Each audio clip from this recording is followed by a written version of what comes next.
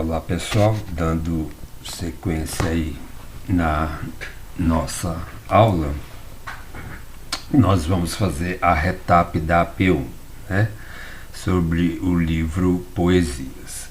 É interessante a gente perceber que, apesar do título do livro ser Poesias, ele está, na verdade, repleto de poemas, né? E nesses poemas, sim, estão as poesias, né? Lembrando que nós estudamos que existe uma diferença entre as palavras poema e poesia. Poema é o gênero textual, né? Que há no livro aí um monte deles, né? E poesia seria a essência que há não só nos textos, mas em qualquer manifestação de arte, pintura, desenho, arquitetura, enfim. A essência daquela coisa bonita que a gente vê em várias formas de arte é a poesia. E o livro, ele traz os poemas dividido aí em seções, né? Você tem a seção gente, depois a seção tempo, animais, coisas, enfim. Então, os poemas estão divididos aí no livro de acordo com as seções, né? O que facilita para o leitor interpretar os poemas, porque ele já vai sabendo que os poemas daquela seção vão tratar especificamente de um tema tal, certo? Bem, então vamos à retap e durante a correção das questões eu vou fazer algumas observações acerca das questões, principalmente aquelas que tiveram resposta falsa, que é para vocês entenderem o porquê a questão foi julgada de maneira falsa, certo? Então vamos lá.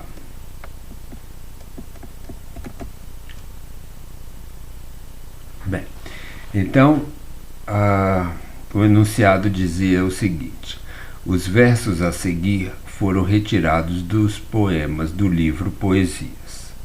Julgue as sentenças sobre eles e assinale nos respectivos parênteses V se considerá-las verdadeiras, ou F se considerá-las falsas.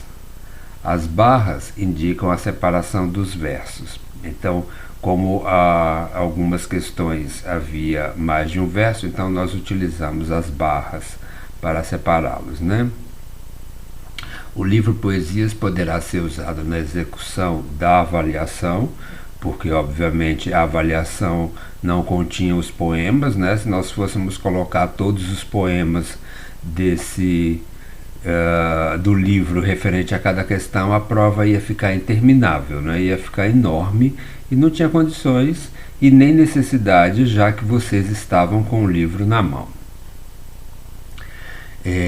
Não serão aceitas rasuras, né? Como as questões são objetivas e vocês iriam fazer no AVA uma vez marcado, então não tinha como rasurar. Essa observação é mais se ela fosse presencial, né?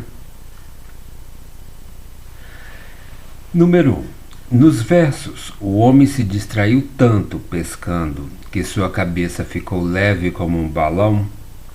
Poema Pescaria. Percebe-se que o eu lírico compara uma parte do homem a um objeto inanimado. Bem, nós estudamos, né? Uma das figuras de linguagem que nós estudamos foi a comparação. E o que diferenciava a comparação da metáfora é que quando nós fazemos uma comparação, você usa o conectivo como ou outros conectivos, e na metáfora não. A gente percebe aí no verso que existe o conectivo, né? O homem se distraiu tanto pescando que sua cabeça ficou leve como um balão. Então nós temos aí dois parâmetros comparativos: a cabeça do homem e o balão. E fazendo a comparação, nós temos aí o conectivo como. Então a resposta é verdadeira, né? Houve uma comparação, sim, entre a parte do homem, que seria a cabeça, e o objeto inanimado, que seria o balão. Por isso a questão está verdadeira.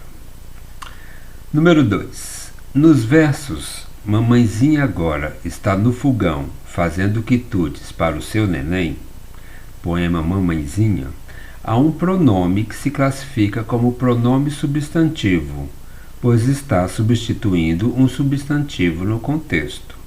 Bem, então, analisando o verso, nós percebemos que o pronome, aliás, o único pronome existente nestes versos é o pronome possessivo seu, né? E este pronome está acompanhando o substantivo neném.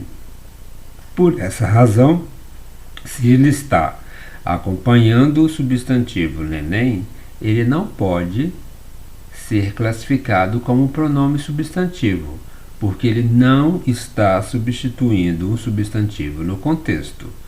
Ele está sim acompanhando um substantivo. E, sendo assim, se ele está acompanhando, a gente sabe que os pronomes, quando acompanham o substantivo, eles recebem a classificação de pronome adjetivo, né? Só lembrando que essa classificação de pronome substantivo e pronome adjetivo não é o tipo de pronome, ok? Não é a classificação morfológica, e sim a classificação do pronome em relação à posição dele com o substantivo. Então, nesse caso aí, o seu acompanha o substantivo neném e, por essa razão, ele é um pronome adjetivo. Portanto, a questão número 2 é falsa.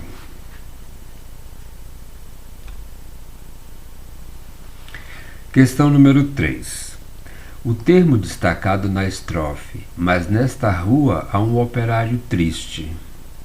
Não canta nada na manhã sonora. E o menino nem sabe que ele existe", poema Menininho Doente, retoma o termo menino no texto, né? Então nós vemos aí neste poema que há um menininho doente, né? E que existem, além dele, no poema existem outras pessoas, né? Aparecem outras pessoas, principalmente pessoas que estão trabalhando, né? Neste verso aí, nós temos substantivos masculinos que podem ser substituídos pelo pronome. Nós temos operário e menino, né? E o pronome ele retoma justamente o operário, né? Mas nesta rua há um operário triste, não canta nada na manhã sonora, e o menino nem sabe que ele existe. Então o menino nem sabe que o operário existe, né? Então o pronome ele aqui está retomando operário e não menino. Por essa razão, a questão é falsa. Lembre-se que essa questão do pronome retomar outro termo contribui para a coesão do texto, né? Pois evita que você repita o termo ao qual o pronome se refere. Questão número 4. O verso "Tem qualquer coisa que afaga, poema teu nome", tem 7 sílabas poéticas. Portanto, classifica como heptassílabo. Sim, está correto. Se você separar as sílabas aqui, ó, tem uma, qual, duas, quer, 3, coi, 4, za, 5, que há 6, Fá 7. Lembrando que a contagem das sílabas ela termina sempre na palavra que é paroxítona, né? Então ela acabaria aqui, no Fá. Então nós temos realmente 7 sílabas e, portanto, este verso é um heptassílabo, ok? 5. Em brancas, azuis, amarelas e pretas brincam as belas borboletas, poemas As Borboletas, percebe-se a atribuição de uma ação verbal típica de um ser humano a um ser inanimado.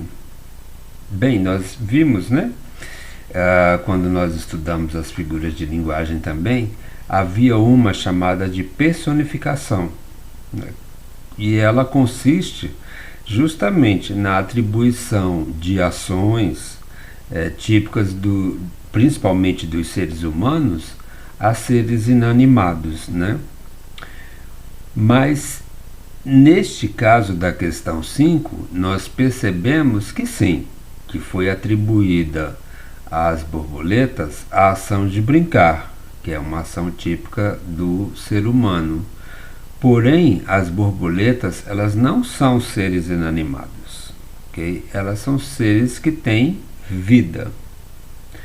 Por essa razão, a questão se torna falsa, porque foi atribuída uma ação típica de um ser humano, que seria a ação de brincar, mas não a um ser inanimado, e sim a um ser animado, porque as borboletas, elas têm vidas, certo? Então não houve personificação aí.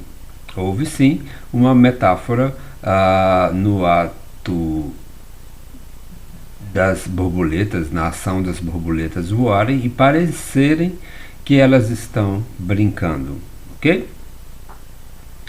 Questão número 6. No pequeno poema, das falsas posições de Mário Quintana, percebe-se a ocorrência de rimas emparelhadas. Aqui o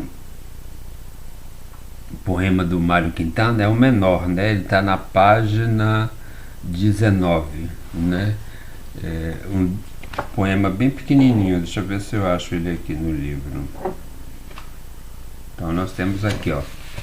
Não dá para ver, né? Acho que não vai dar para ver. Enfim, das falsas posições. É um poema que só tem uma estrofe e 4 versos. E a gente percebe que as rimas deste poema, elas não foram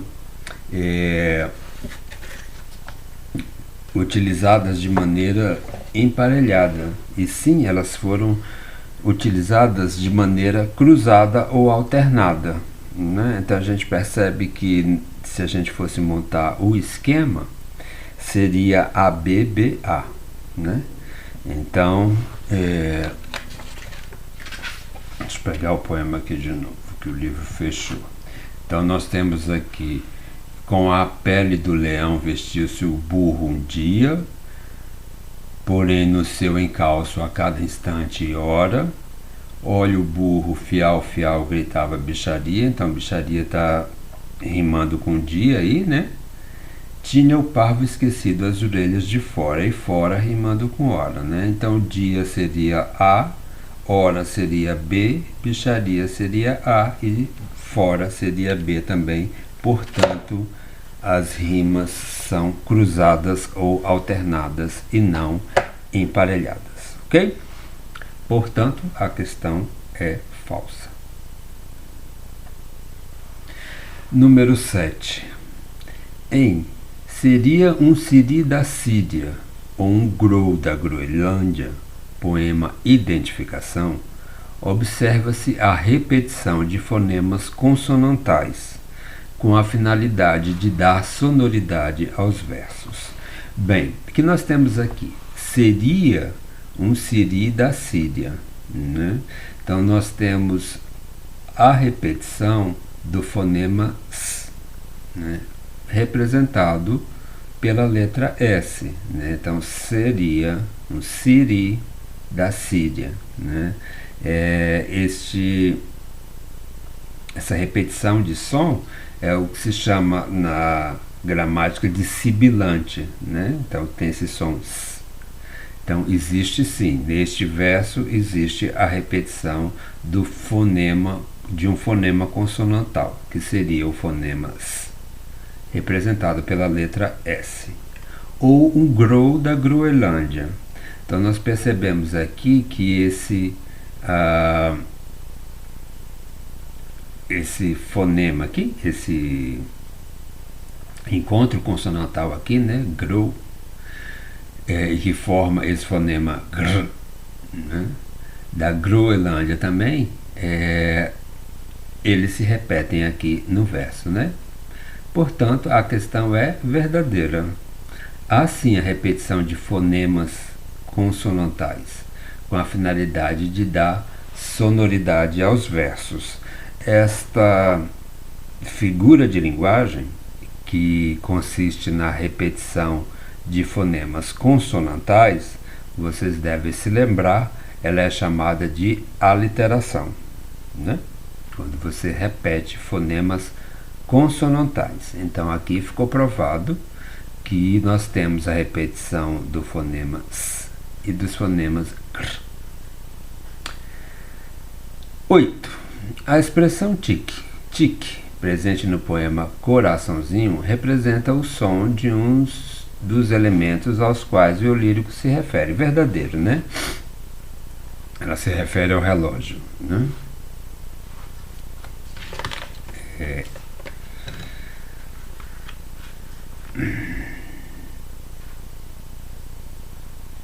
Questão número 10.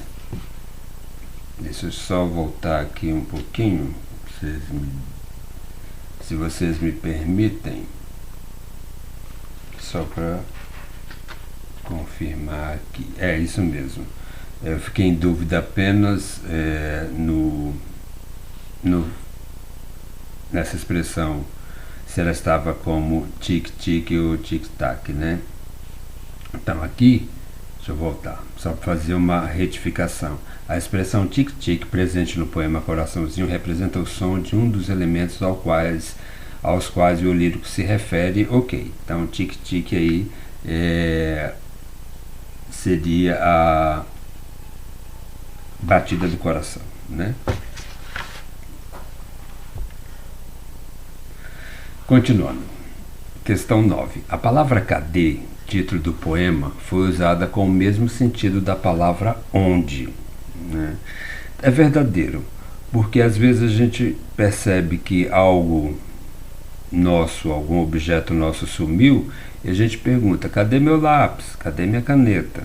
Né? Então, a palavra cadê, ela tem o mesmo sentido de que se você dissesse, onde está meu lápis? Onde está minha caneta? Ok? Então, o sentido é o mesmo, né?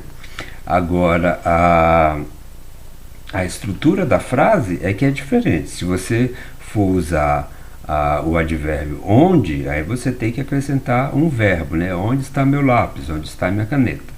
Mas se você usar apenas a palavra cadê, você não precisa de colocar o verbo. Cadê meu lápis? Cadê minha caneta? Mas o sentido é o mesmo, ok? Questão número 10. Nos versos, o retrato na parede fica olhando para mim, percebe-se o uso da linguagem denotativa, né? Bem, nós aprendemos que linguagem denotativa e linguagem conotativa estão relacionadas ao sentido real da palavra e ao sentido figurado da palavra. Ou seja, quando a palavra é retirada o seu sentido real e ela é empregada com outro sentido.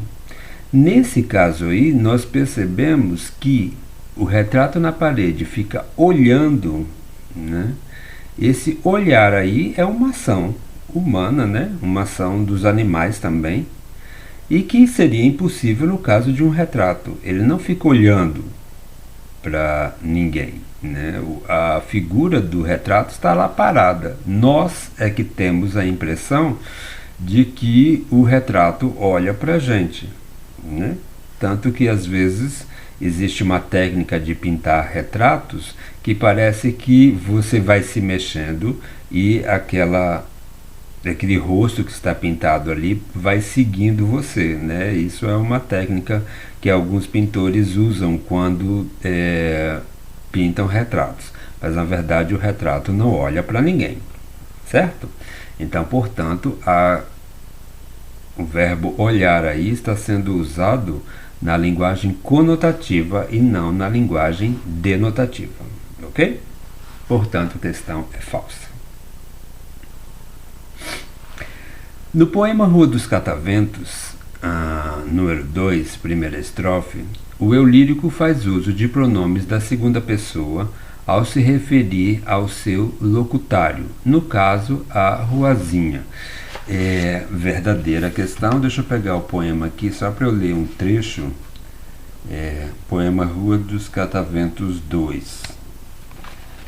Só para ler um trecho aqui para vocês visualizarem. Ele diz assim: dorme, Ruazinha, e tudo escuro, né?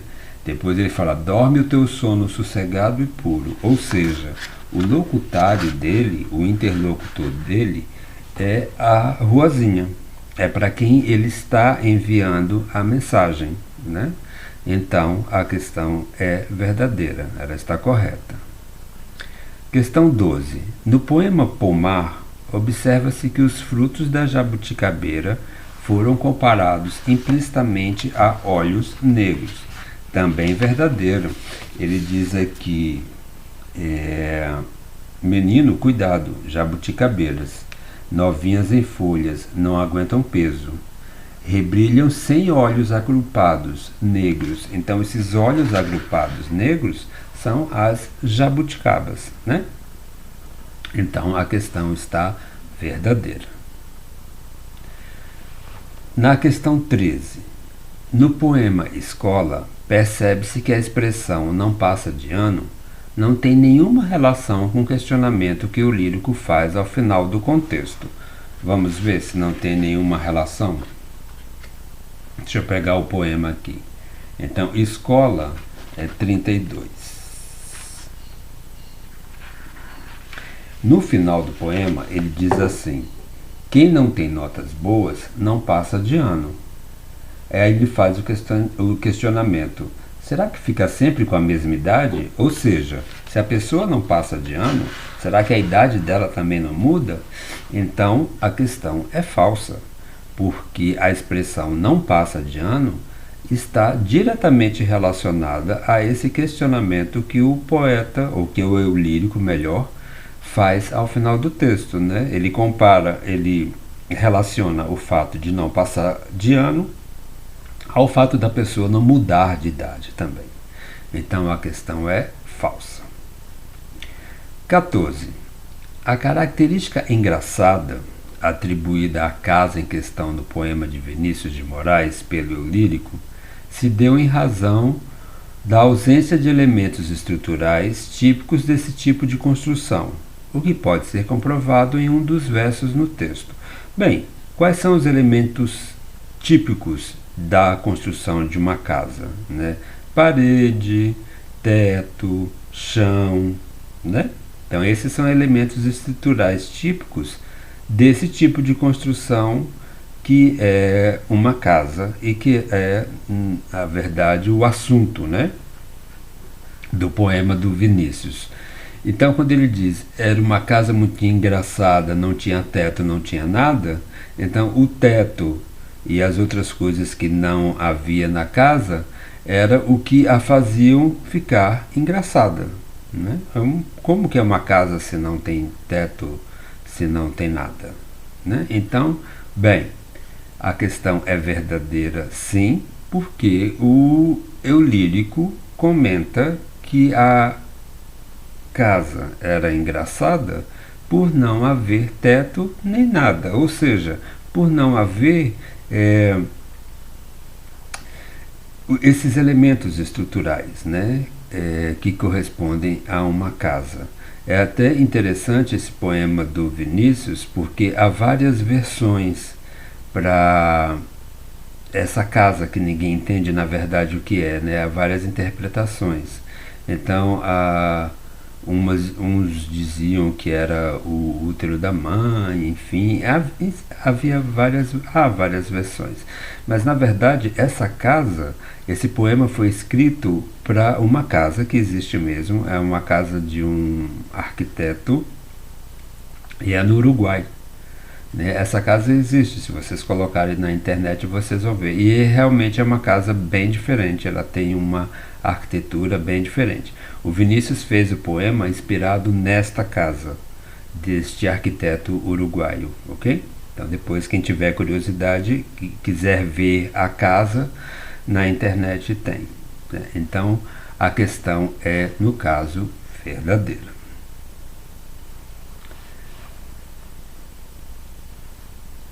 Questão 15. A expressão tic-tac presente no poema Relógio pode ser encontrada em outro poema do livro com a mesma função. Então, se vocês observarem aqui, nós vamos encontrar esta expressão tic-tac, que seria a onomatopeia do barulho do relógio, né, a representação do som que o relógio faz. Nós vamos encontrá-la também no poema Coraçãozinho, porque no poema Coraçãozinho a Henriqueta Lisboa também faz uma referência ao relógio do pai, né? Ela diz que o coração do pai faz tic-tic e o relógio faz tic-tac. Então a questão é verdadeira, né? E esta expressão pode ser encontrada no poema Coraçãozinho também. A segunda questão. O poema Soneto de Fidelidade é um dos mais conhecidos do poeta Vinícius de Moraes, conhecido como Poetinha. Faça uma pequena análise desse poema contemplando em seu texto as seguintes informações. Bem, as seguintes informações seriam a questão discursiva, o esquema de rimas, né, e a classificação e a estrutura, o número de versos e o número de estrofes. Bem, muita gente colocou que o poema de Vinícius é um soneto, ele é um soneto mesmo, só que como nós não havíamos estudado as estruturas do poema quanto a essa questão das estrofes para nós classificarmos, então eu não coloquei isso no enunciado, mas considerei quem colocou. Então a estrutura do poema Soneto de Fidelidade é composta por 4 estrofes e 14 versos, né? Na verdade são 2 quartetos e 2 tercetos, que é uma estrutura que caracteriza o poema do tipo soneto, né? Mas isso nós não havíamos estudado. Quem colocou fez um adendo aí à resposta, enriqueceu a resposta, mas não era necessário. O esquema de rimas percebido na primeira estrofe é ABBA, né? Então, se nós pegarmos aqui, deixa eu pegar ele rapidinho aqui, Soneto de Fidelidade.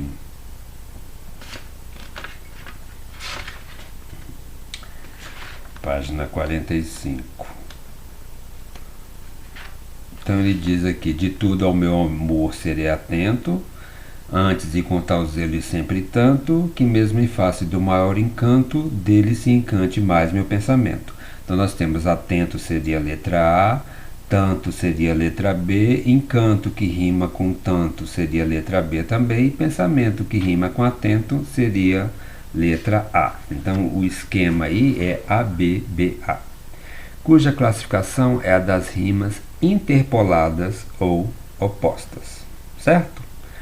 Bem, então nós terminamos aqui a retap da P1. Eu só queria chamar a atenção que por causa da inclusão da aula da retap, as aulas que haviam sido gravadas para sexta-feira, elas passaram para segunda-feira. Só que como elas já estavam gravadas, o número da aula não vai bater com a nova numeração que nós tivemos que dar às aulas. Então, se eu não estou enganado, na aula vai aparecer aula 56 e 57, né, que na verdade foram essas aulas de hoje, e a aula mesmo, as aulas mesmo, elas são as aulas 58 e 59. Mas isso não traz problema nenhum. Eu só estou fazendo essa correção, que é para vocês não acharem que estão na aula errada, quando a aula começar a ser exibida e vocês verem lá no slide uma numeração diferente, ok? Então, devido ao acréscimo aí da aula da Retap, nós tivemos que mudar a numeração das aulas, ok? Mas vai haver uma observação lá no AVA com relação a isso. Muito obrigado e até a próxima aula.